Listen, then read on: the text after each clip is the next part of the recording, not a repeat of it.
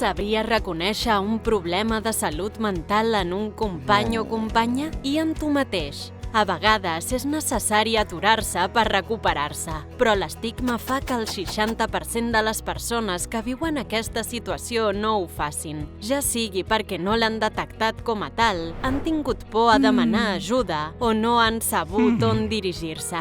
Però hi ha senyals d'alarma que ens poden indicar un problema de salut mental en algú del nostre entorn. Tot i que hi pot haver molts indicis, fem un repàs dels més freqüents.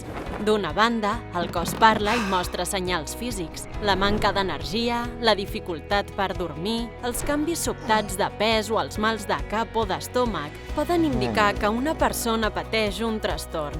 A vegades fins i tot es poden detectar canvis en els patrons d'alimentació. A més, també hi ha símptomes emocionals que ens poden ajudar a distingir un trastorn. Si una persona està més irritable, inquieta, preocupada o frustrada de l'habitual, potser ens està mostrant el seu malestar. També la pèrdua d'autoconfiança o la dificultat per relacionar-se amb les companyes i companys poden apuntar a problemes de salut mental.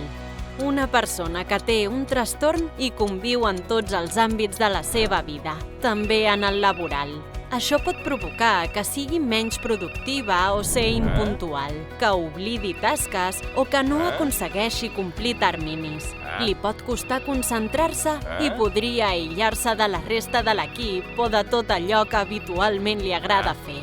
A més, pot començar a tenir comportaments que no li són propis o fins i tot augmentar el seu consum de cafeïna, tabac o alcohol. Tots aquests senyals són la clau per a la detecció, que és el primer pas cap a l'ajuda i la solució. Recorda, però, que pot ser que el problema no sigui tan evident o tingui altres indicadors. Para i atenció!